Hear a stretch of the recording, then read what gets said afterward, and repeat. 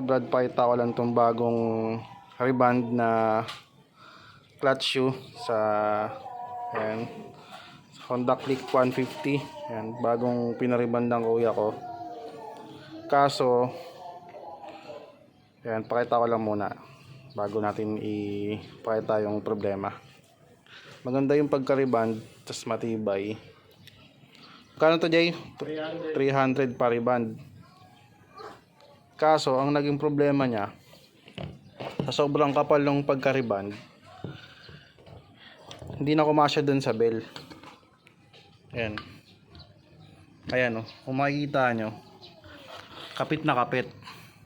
So sa mga nag-aayos dyan ng panggilid, mai-imagine nyo, pagka kinabit nyo to sa scooter, kapag kaganyan yung itsura, tapos pinaandar nyo yung motor, aandar na yun kahit hindi pa siya naka-throttle.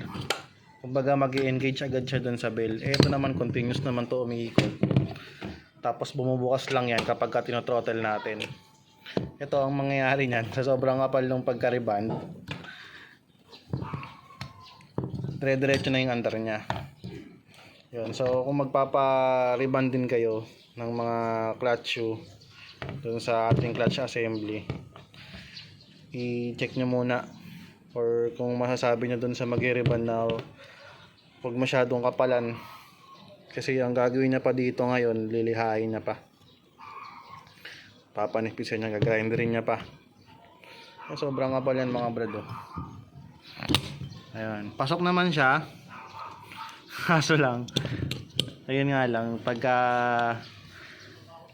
kinabit nyo sa CVT, automatic aandar agad yan kasi naka-engage agad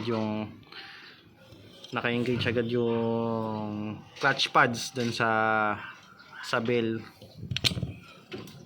So ayun, dagdag ano pa,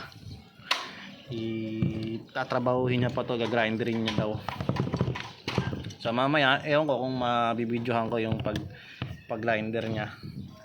Tapos pagka na-videohan ko, papakita ko sa inyo yung itsura.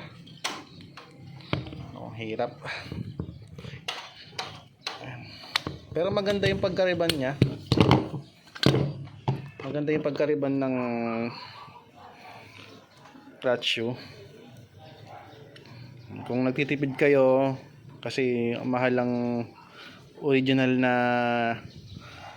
clutch pads, parang nasa 1,000 plus yata yung set na to. Set na yan, nasa 1,000 plus yung original. Pwede nyo namang ipa-reband. Pagka ni-reband yan, papalitan lang ng bago, kasi napupudpud yan eh. So, make sure lang na pagka magpapa-reband kayo, yung thickness nung ikakabit nila, dapat sabihin nyo na huwag masyadong kapalan. Hindi ko lang alam kung ilang mm yan, pero kaya masyadong makapal. So yun lang.